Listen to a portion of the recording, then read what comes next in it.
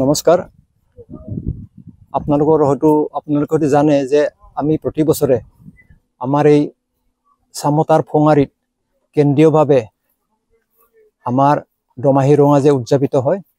দমাহী ৰঙাজে আমাৰ কাৰ্বি সমাজৰ এটা অতি গুৰুত্বপূৰ্ণ এটা উৎসৱ।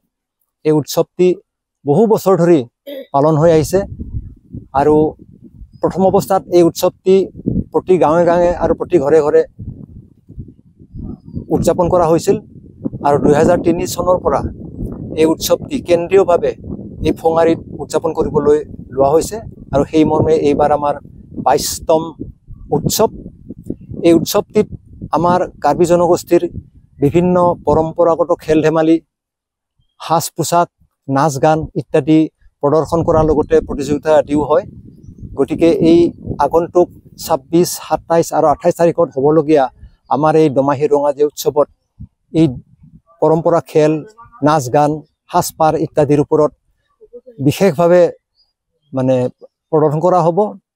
আৰু এই উৎসৱটিত অকল আমাৰ কাৰ্বি জনগোষ্ঠী বুলিয়ে নহয়, ইয়াৰ উপৰিও আমাৰ অসমত যিসকল জনগোষ্ঠী আছে সকলোৱে ইয়াত আহি আগে পিছে ইয়াত সহযোগ কৰে আৰু এইবাৰো সহযোগ কৰিব বুলি আমি আশা ৰাখিছোঁ। ইতিমধ্যে বিভিন্ন নাচ গানৰ পাৰ্টি বা খেলা ধূলা কৰা ল'ৰা ছোৱালীসকলে আমাৰ লগত যোগাযোগ কৰিছে। গতিকে এই বছৰো আমি অতি সুন্দৰভাৱে উলহ মালহেৰে আমি এইটো উদযাপন কৰিম বুলি আশা ৰাখিছোঁ।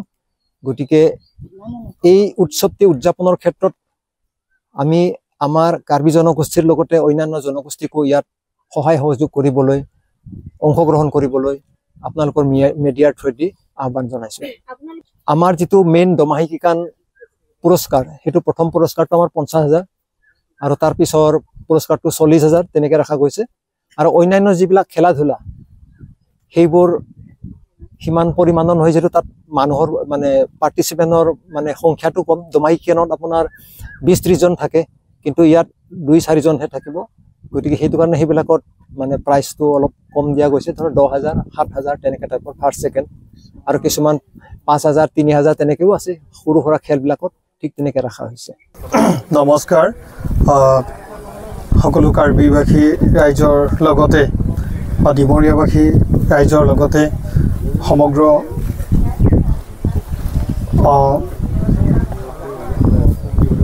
সমগ্ৰ ৰাইজকে কাৰ্ডম জনাইছোঁ।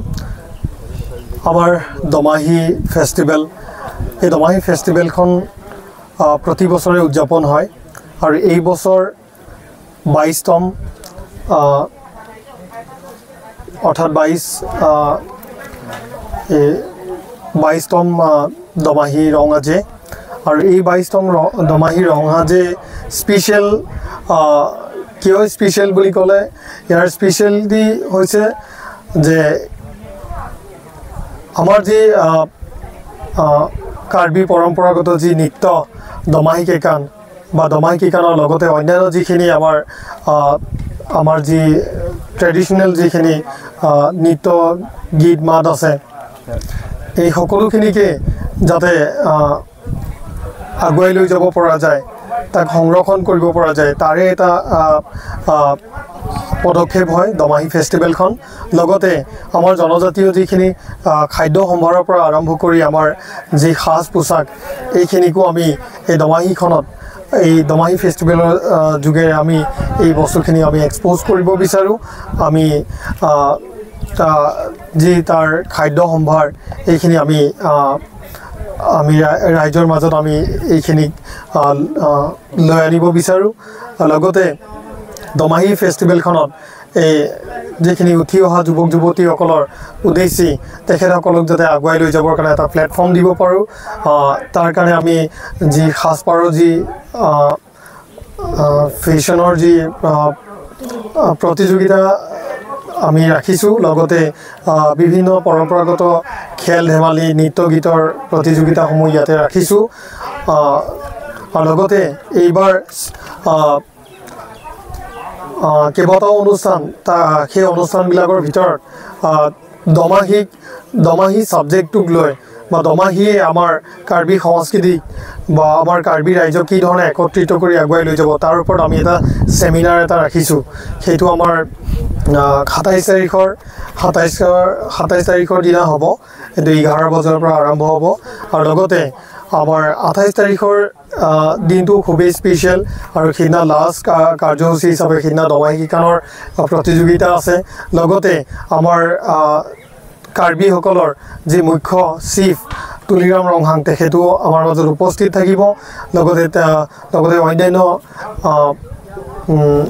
যিখিনি অসম চৰকাৰৰ মন্ত্ৰী ডক্টৰ ৰণোজ পেগু ছাৰ তেখেতো আমাৰ মাজত উপস্থিত থাকিব তিৱা কাউন্সিলৰ CEM জীৱন চন্দ্ৰ কোঁৱৰ তেখেতো আমাৰ মাজত উপস্থিত থাকিব লগতে কাৰ্বি আংলং বা সমগ্ৰ কাৰ্বিৰ যি কাৰ্বি কালচাৰ ছ'চাইটি তাৰ প্ৰেছিডেণ্ট চন্দ্ৰ সিং প্ৰ ছাৰো আমাৰ মাজত উপস্থিত থাকিব আৰু সন্ধিয়া আমাৰ যি বৰ্ণাঢ্য কাৰ্যসূচী এই কাৰ্যসূচীৰে আমাৰ গোটেই অনুষ্ঠানটোৰ সমাপ্তি ঘটিব